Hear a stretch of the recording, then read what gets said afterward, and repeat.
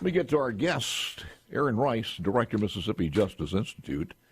And lots of things going on there. Good morning, sir. Good morning, Paul. How you doing? It is good to have you, sir. Appreciate it so very, very much. Absolutely. You haven't been in the studio in a while. It has been a while. We've just been so busy.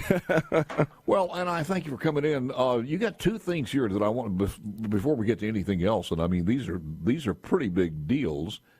And the first is that Missouri case. How did you guys get involved in that? Yeah, we got involved in that, really kind of coming to the aid of some of our friends at a group called the Southeastern Legal Foundation. And so they filed a lawsuit on behalf of two teachers who were compelled to attend some anti-racism training at their public school district. Mm-hmm. And it's really kind of a compelled speech case. I mean, if you're familiar with anti-racism training, one of the tenets of that is that it's racist to disagree with anti-racism theory. And so these teachers were told they had to go to this training. Of course, they were, told all kinds of things about, the tenets of anti-racism training that we're all familiar with, that they were oppressors, that they were racist and all of that. And but interestingly, they were required to speak in this training and say whether they agreed or disagreed with these tenets. And one of the teachers said that she disagreed with it and was told that she was wrong and that she needed to work on herself.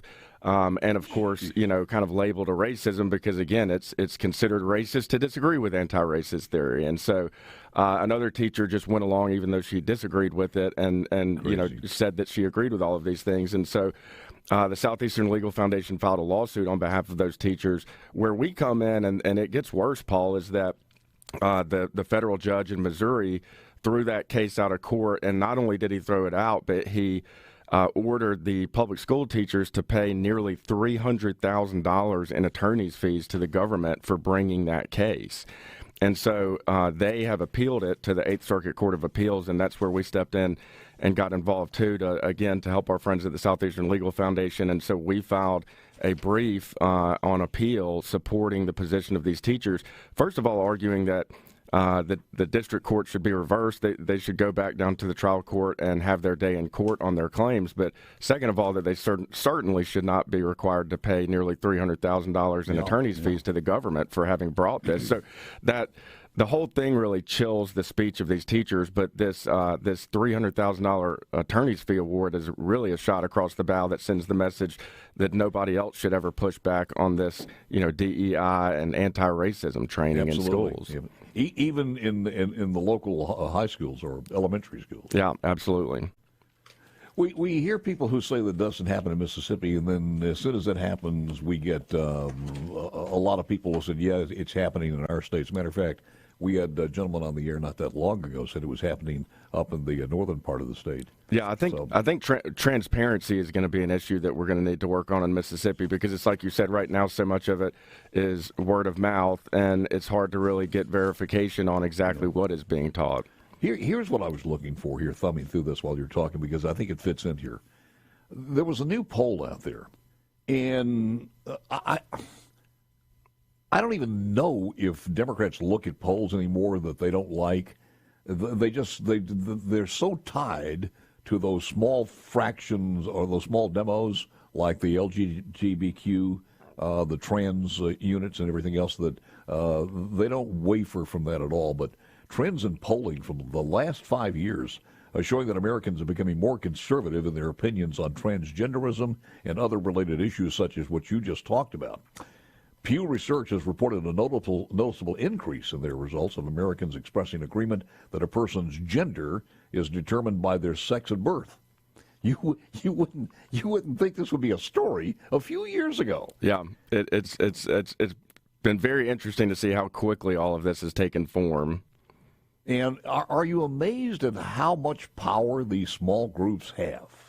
It is. It's very interesting, like you said. I mean, if you just talk about transgender issues in general, mm-hmm. You're pointing out, you're really talking about a very, very small percentage of the American population that would even fall into that camp to begin with. But then, all of America has to change everything they do to kind of fit that mold. So, it is very interesting to me. Those who actually identify, and I'm not talking about trans only, but those who identify as lesbian or gay or bisexual or trans, the entire grouping there in India is 1%. Yeah. Ireland 2.6, New Zealand 2.7, Spain 2.8, Argentina 3, Brazil 3.5, Germany 3.9. In the United States, only 4.5% of the entire population identify as lesbian, gay, bisexual, or transgender. The highest in the Netherlands at 6%. Canada is 5.3%. Yep. So we are about 4.5% in this country. Yep. But they do have the love of the administration and the media. Absolutely. Back to on that polling, I did also want to mention this. According to the 2023 Gallup poll, there's been an increase in Americans who think the changing gender is morally wrong. And there's also been an increase among Republicans and independents, while the Democrats are believing it is morally wrong decrease. So the morality of the Democrats is sinking. Did you see any of the wonderful video from the Pride March in Seattle? I did not see it. I heard some of the vulgar things that were displayed there. And, that goes to what I think is the real concern here, which is, children being present for that kind of thing. And you just mentioned, people's views about the morality of changing genders in general. But to me, the big takeaway where the, transgender movement has really gone off the rails is when it started involving children. And so when you started having, pushes for hormone treatment for children or even surgeries for children or exposing them, to some of these ideas that might confuse them and at an early age and things like that. I think that's when a lot of people started pushing back and saying, look, if, y'all can do whatever you want, but when you start affecting our kids, we're going to draw a line there. Aaron Rice, who is director of Mississippi Justice Insitute. Aaron, do we not have any of those vulgarity laws on the books, but are they on the books and everybody just ignores them? Because, you actually had numerous men, and I mean out of shape, middle-aged, and older men, buck naked. I'm talking maybe with shoes and socks on, but that was it. Yeah. On bicycles, riding around, kids in the parade route. And you even had a couple of congressmen, U.S. congressmen, who were on the news a little bit earlier this morning talking about how they were a part of the parade and God bless all of the LGBTQs. That's fine. We're not saying anything about them. We're just saying that this open display of nudity and profanity is accepted, it's more than accepted. It's encouraged. Celebrated, yeah. That would be a matter of state law, but I wouldn't be surprised if they do have laws that outlaw that kind of, vulgar display in public, and that, like you said, that it was just ignored. And there's so many other things, too. There's a state Supreme Court case that could impact future school choice legislation. Need to talk about that Absolutely. and other things with Aaron Rice when we return right after this.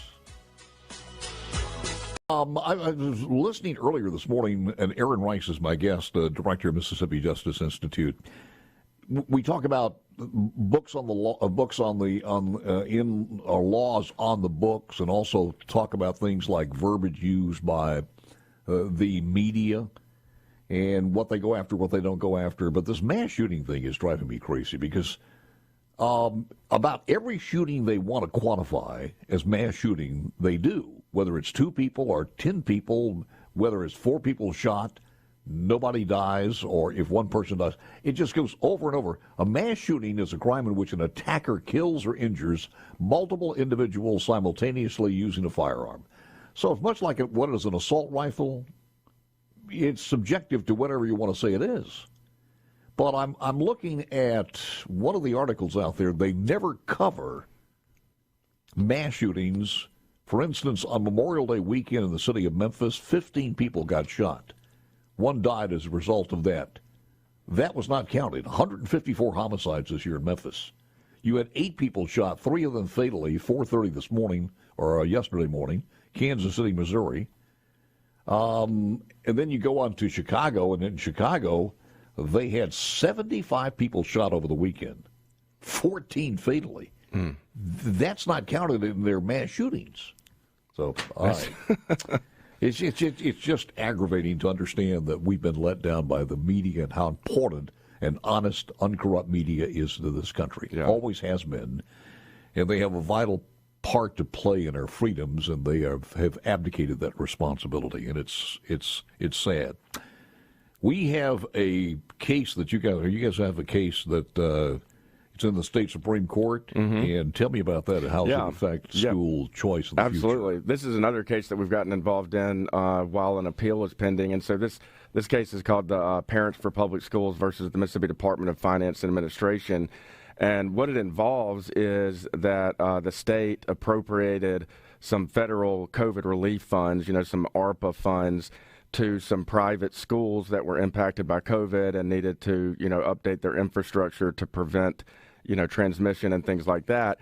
And so the issue in the case is that we actually have a provision in the Mississippi Constitution that says public funds cannot be appropriated for private schools or sectarian schools or non-public, schools that aren't free public schools in the state. And so this group of parents brought a lawsuit challenging that appropriation.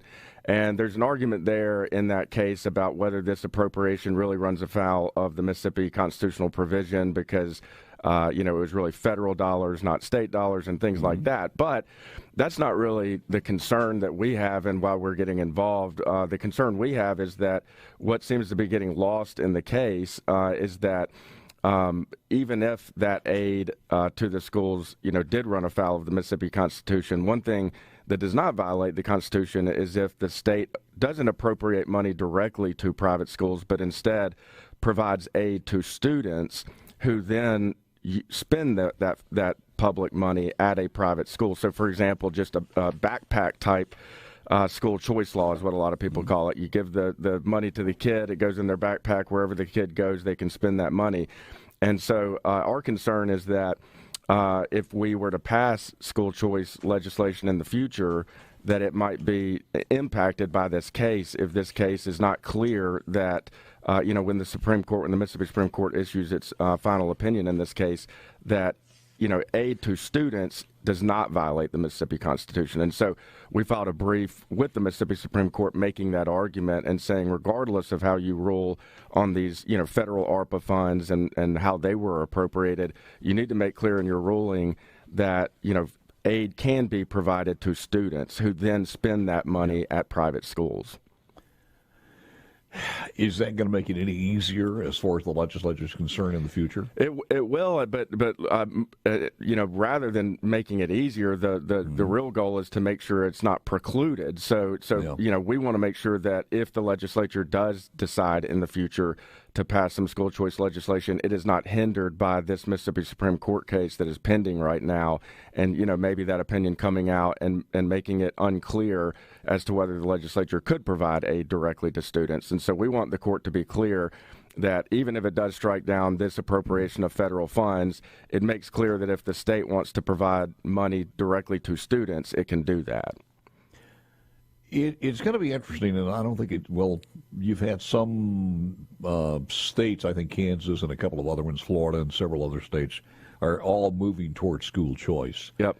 I hope we're not the last one in the union to do that. It is amazing. You would think that we would be, one of the first states in that list, and we aren't. Like you said, it has been discouraging. And so right now, in terms of this litigation, it's more about us trying to help keep the opportunity open for us to join that list. Yep. And, of course, we have the efforts we've made with charter schools and things like that. But absolutely, like you said, we would like to see more school choice laws in Mississippi and open that opportunity up more. And so we're trying to keep that window of opportunity there for us to do that if we choose to. One of the things that's the ingredients, people don't understand this, the winning ingredients that makes us the most exceptional nation that's ever been on the face of the earth, is our freedoms under the Constitution in this Democrat-Republic form of government.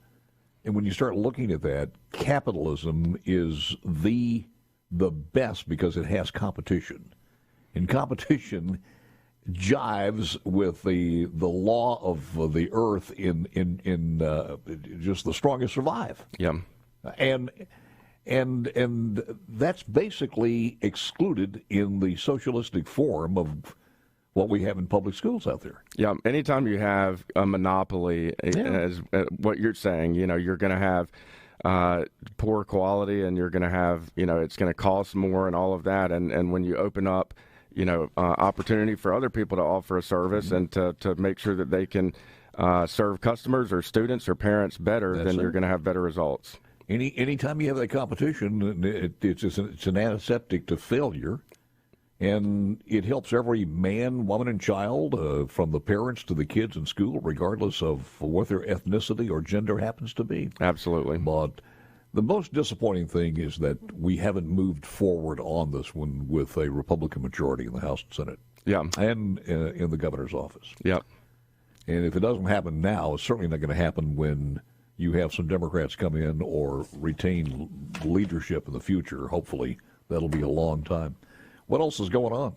Well, we just also filed a brief in our abortion case that you're probably familiar with. I think we've talked on this show a little bit about, and so we've still got an opinion here on the books in Mississippi that's kind of our mini version of Roe v. Wade, and of course, it's kind of being ignored right now, but it's still there, and it's actually affecting some physicians that we are representing. There's some pro-life physicians, and they belong to organizations, medical organizations that have ethics rules that say we can discipline you if you don't refer patients for abortions if you have a moral objection to that. But all of those organizations also make clear that if you're complying with state law, that we won't punish you for that. And of course, if you get punished by these organizations, it could potentially even lead to punishment by the state. But so they make clear that they won't punish you if you're complying with state law.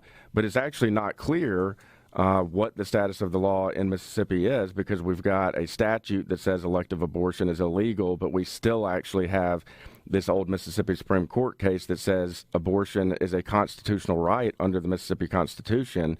That's called Mississippi Pro-Choice Mississippi versus Fordyce is that case. And like I said, that's our version of Roe v. Wade, and it's still on the books here. And so we filed a lawsuit for these pro-life physicians asking the Mississippi Supreme Court, ultimately it will be decided by the Mississippi Supreme Court to overturn that old, Fordyce opinion and make clear that elective abortion is illegal in Mississippi. Director of the Mississippi Justice Insitute, Aaron Rice. It's hard to believe this is the anniversary of Dobbs. Yeah, I know. It's amazing. It is, and it's a good time to bring up this case that's still out there. And I'm looking forward to seeing some of the numbers, and I'm hoping all the agencies or whomever is charged with doing this gives us an idea of how many babies, how many abortions we had, how to see that decrease, to see the population, to see maybe adoptions going up and things such as that in our state. Absolutely. Final segment with Aaron Rice coming up next.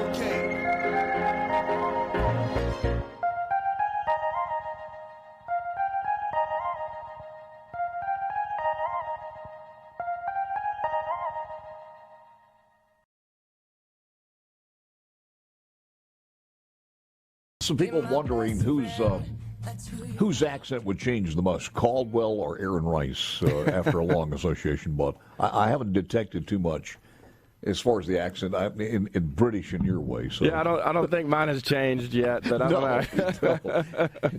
I'm sure when he goes back home across the pond, they'll probably say, "You sound different." Yeah, I could see it.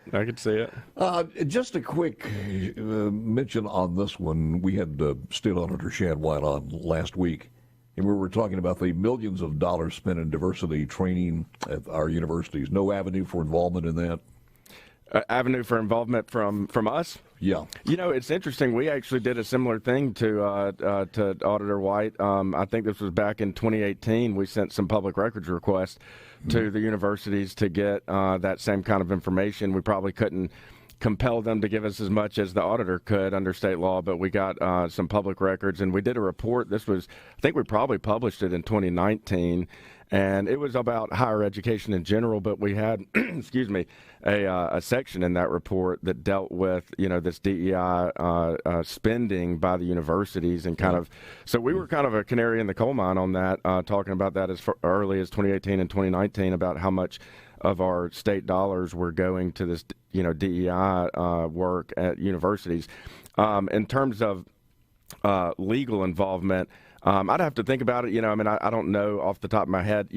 For example, that Missouri case we talked about is an example where in public schools, and of course we're talking about a high school in that case, but where the government has at least arguably in our mind they have crossed the line into compelling speech or chilling somebody's speech, which is an injury under our Constitution. If I am intimidated from being able to speak and to express my true views, and I'm basically told by the government that I have to adopt some creed that they think I should adopt and some belief that I should adopt, if I'm either forced to say that I agree with that or chilled, made to be afraid or intimidated from saying what I believe, then that can, involve a lawsuit and a discrimination lawsuit and a free speech lawsuit. And so, that's an example where we've been able to get involved because what's going on rises to the level of a constitutional issue. Yeah. But in terms of the spending overall, I think that may be more of a political issue that, the people of Mississippi, and that's why, the work that Auditor White is doing, I think that's part of why he's doing it, is to let people at least know what the facts are, and then the people of Mississippi can decide if that's how they want their state funds to be appropriated. Take off your director's hat for a moment. Just you're looking at the national scene, what's going on with the military as a combat veteran, and you're looking at what's going on at the White House. Private citizen Aaron Rice, your thoughts?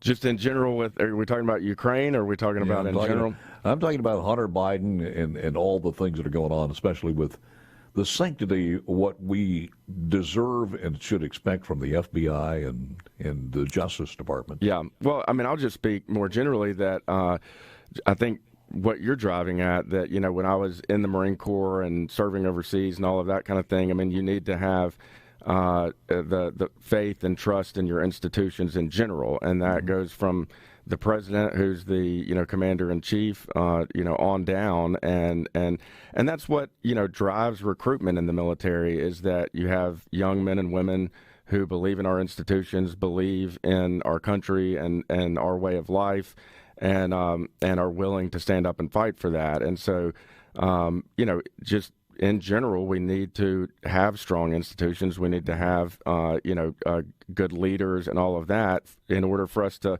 recruit people. And we are falling down on our recruitment. We've got an all-volunteer, military, and for the first time in many, many years, we're starting to not be able to meet the recruitment goals that we have in order to sustain that all-volunteer military. And so, we absolutely need to have strong institutions and strong leaders so that we can continue to have the military we need to have. You take a look at the juxtaposition between the memes that are every day on these platforms, and it hit me this morning because I'm watching one with these really naked men on bicycles in the parade route right in front of these kids. One fat guy, naked, I think he had his underwear on, twerking in front of these young kids, and the parents having a great time showing their kids this. Yeah. Then the next meme was a classroom, which was a very large classroom, and I think